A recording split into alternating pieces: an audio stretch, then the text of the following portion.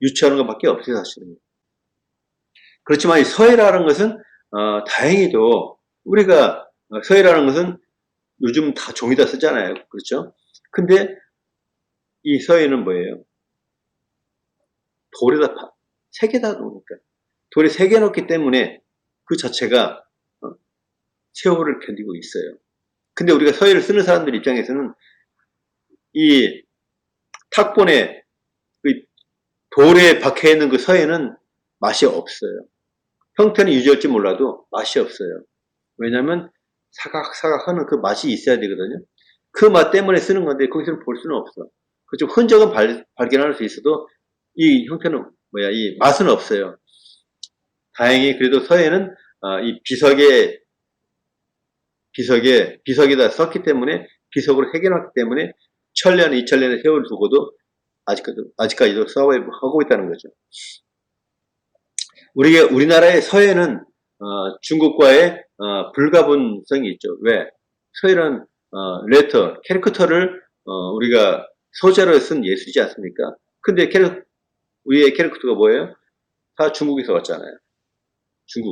우리 중국에서 한자의 그 레터, 한자가 어떻게 되겠어요? 전예해 행치로 되어 있죠. 전서는 한자는 표의 문자이기 때문에 그 표의 문자가 그렇게 의미를 가지고 있고 의미가 담겨 있기 때문에 근데 그 의미 자체를 그 한자의 이 글자 자체를 축소화시킨다든가 압축을 시킨다든가 이렇게 해서 우리가 변조를 했어요.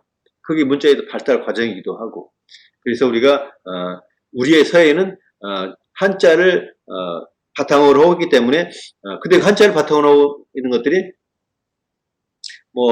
우리가 와당은 뭐예요? 우리가 옛날에 이 기와집을 치면 거기 기와 안에 기와를 보고 와당이라고 그러죠. 거기다 글자를 넣어. 그런 것들이 또 아니면 동경은 뭐예요? 우리가 거울 있잖아요. 구리 거울. 거기다 글자를 넣어. 이런 것들이 그 당시에 우리 선인들의 초창기의 레터를 볼 수 있는 것들이에요. 그런 것들이 이제 서해라는 것들이지. 근데 우리가 이 중국 미술을 하면서 중국의 한대나 또 당대나 이런 때 우리가 안진경, 구양순, 동진시대, 왕이시 이런 말 많이 들었죠. 이렇게 우리가 모든 사람들이 글자를 배우면 다 쓰기는 하죠. 그렇죠? 근데 이 왕이지를 보고 서성이라고 얘기하고 있고 이런 것들은 그래도 뭔가 있다는 거죠. 똑같이 쓰는 게 아니라 글자에서 전범이라는 게 있어요. 전범이라는 것은 정말로 어떻게 이렇게 맛있게 쓸 수가 있을까? 어떻게 글씨에서 우아한 품격을 느낄 수가 있을까? 이런 것들을 생각을 하게 된다는 거죠. 써보기 때문에 알게 된다는 거예요. 그래서 여기 말한 대로 왕이제나 부양순, 안진경, 우세남 이런 사람들이 우리 삼국시대부터 우리 그 한자의 서예에다가 영향을 끼쳐준 사람들이에요. 그래서 우리가 삼국시대에는 특히 신라시대 같은 경우는 김생 있죠. 그리고 또 최치원 이런 사람들 많이 들어봤죠. 김생과 최치원이 있잖아. 이 사람들이 명품이었다는 거예요. 왜? 이런 사람들의 글씨가 아직도 비석이 남아있기 때문에. 그래서 우리가 정말 시간을 두고 나서 지금 대한민국의 광화문 현판을 보고 나서 광화문 현판을 누가 쓸 것을 가지고 싸우고 있잖아요. 왜? 상징성 때문에. 현판을 아무나 쓸 수가 없어요. 박정희 현판도 다 끄집어내고 옛날 현판으로 넣었는데 도대체 그 얼굴 마담이 되는 것을 누가 쓸 것인가? 그래서 그런 것들을 우리가 아직까지도 우리 역사에서 김생이나 최치원처럼 이름이 남아있는 것 자체가 얼마큼 큰 것인지는 몰라요. 한 장의 그림이 세상에 남겨있다는 거. 그래서 이 삼국시대 서예 같은 경우는 고구려 같은 경우는 가장 먼저 중국에 접했기 때문에 제일 먼저 받아들였다. 뭐 이런 것들이 특징이 되겠죠. 아무래도 지리적인 여건들이 그리고 또 우리가 한사군 그런 말 들어봤죠. 뭐 이런 것들도 이렇게 접하니까 이 글자를 접해야만이 서예가 생기기 때문에 그렇게 하고 이제 오늘 하려고 요지는 바로 뭐냐면, 우리나라가 고구려 시대에 가장 훌륭한 예술이 광개토대왕 비문이에요. 광개토대왕 비문은 정말 우리나라 서예사에서 정말 진수라고 볼 수가 있어요. 왜? 광개토왕 그 비문의 글씨는 중국의 글씨가 아니에요. 우리나라의 정말 토속의 글씨예요.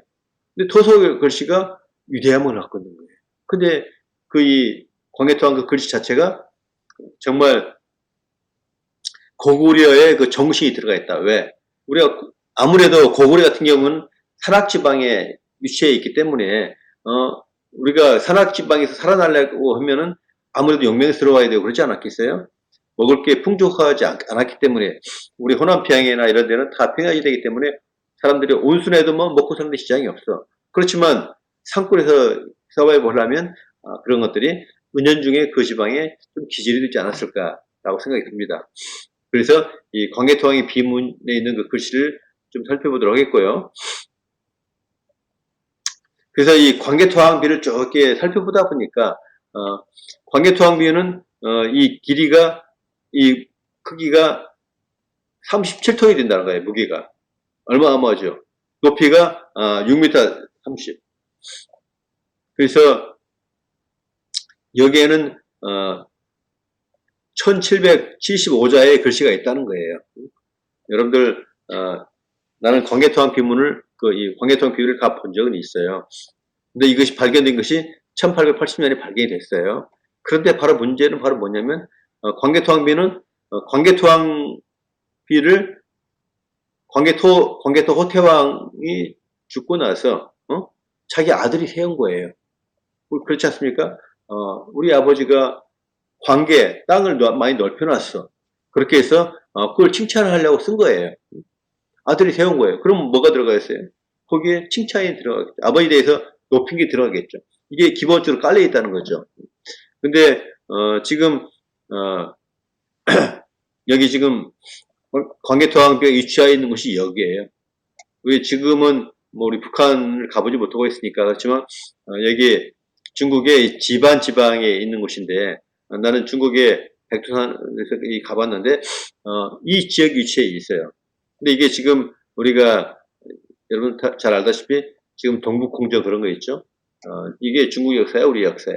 이런 갈림길에서 우리 옛날에 고구려 땅이 이만큼 있었으니까 다 한 나라였지만 지금은 이제 중국이 위치해 있다는 거예요. 이게 문제점인데 여튼이 간에 우리 고구려 역사가 우리 역사이기 때문에 광개토왕비 자체는 우리 것이라 생각을 하고 지금 하는 거예요. 이렇게 처음 발견될 때 이런 비였대요. 그런데 이 비가 이렇게 지금 현재는 이렇게 되어 있어요. 여기 사람이 키가 이만큼 되기 때문에 이 비석의 크기가 이만큼 되는 거예요. 아까 6m가 넘다고 그랬죠. 우리 크기를 알 수가 있죠. 지금은 중국 정부에서 이렇게 광개토왕비를 세운 다음에 이렇게 전각을 지어놨어요. 여러분들이 사람 키에 비해서 얼마나 크겠다 연상할 수가 있죠. 이렇게 원래 저 집이 있기 전에는 이렇게 사람이 서 있는데 이런 식으로 비문회가 사면이 비문이고 이런 자연색에다 글자를 새겨놓은 거예요.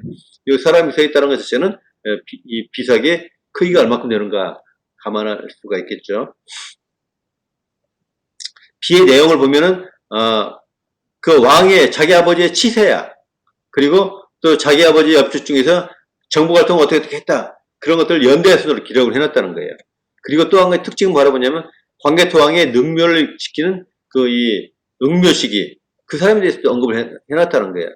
근데 문제는 바로 뭐냐면 이 역사 왜곡이 있는 거예요. 왜? 광개토왕 비를 가지고 일본에서 역사를 날조했다는 거예요. 왜? 1880년에 처음 발견을 했어요. 근데 우리나라 사람은 광개토왕 비가 있는지조차도 몰랐죠. 1880년에 발견했는데 그전에는.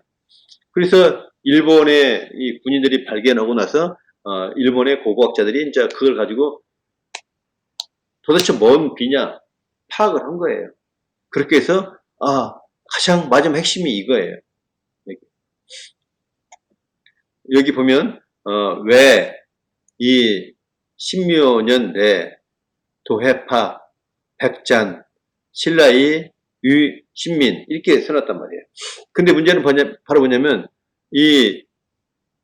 여기 있어요. 내도해파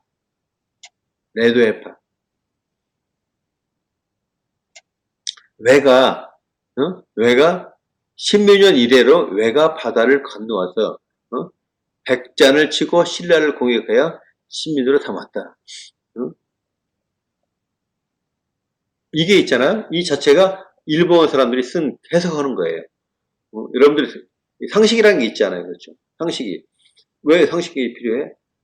우리 이 글자를 보고 나서 장수왕이 자기 아버지 지역을 하려고 했는데 일본 사람들이 침략을 했다 이런 것들을 적었겠어요? 네, 그랬다라고 하면 하여튼 기본적으로 그렇잖아요. 말이 안 된다는 거지. 그래서 이 레도 해파란 말 자체가 여기 사라진 비문을 쓴 그 김병기란 전북대학교 교수가 사라진 비문을 찾아서라는 그 책을 썼어요. 어떻게? 여기 이 사람들이 이 레도 해파 요 말 자체를 변조했다 이게 핵심이에요. 왜? 처음 발견했기 때문에 쭉 읽고 나서 일본 사람들이 이걸 근거로 해서 야 우리가 옛날부터 너네를 지배했잖아. 이런 근거가 되는 단서가 되는 것이 여기에요. 그래서 이 일본이 임나 일본 부설 이걸 주장하게 된 근거가 여기 있다고요. 근데 우리나라 이제 이걸 쭉 보다 보니까 이제 한국 학자들은 이제 그 후에 알게 됐어요. 근데 아까 그 말 자체로 도대체가 장수왕이 자기 아버지를 칭찬하려고 쓴 건데 높이려고 쓴 건데 그런 말이 되느냐가 가장 기본이에요. 여러분도 그러지 않아요? 질이라는 건 뭐예요? 물이 위에서 아래로 흐르는 거잖아요. 그런 거 아니에요? 그래서 우리 민족주의 사학자, 역사학자인 정인보라는 사람은 주어가 외가인 고구려로 봐야 된다 그런 거예요. 그래서 신묘년 이래로 외가 도래하자. 외가 주어가 아니야. 그렇지 않았겠어요? 그래서 바다를 건너가서 백잔을 치고 또 신라를 구원해서 우리 이 고구려의 식민지를 삼았다. 이게 해석이에요. 그래서 이 말 자체를 이 고구려의 일본 사람들이 그렇게 변조를 해서 해놓은 것들을 이것이 맞다 그렇게 얘기를 한 거예요. 그래서 일단은 그게 요지가 되겠고 그 다음에 바로 여기에서 문제가 있어요. 도해파가 있는데 도해파는 뭐냐면 도자는 건너가다 그런 거예요. 바다를 건너가 깼다 그런 거예요. 근데 원래 이 말이 맞다 그런 거예요.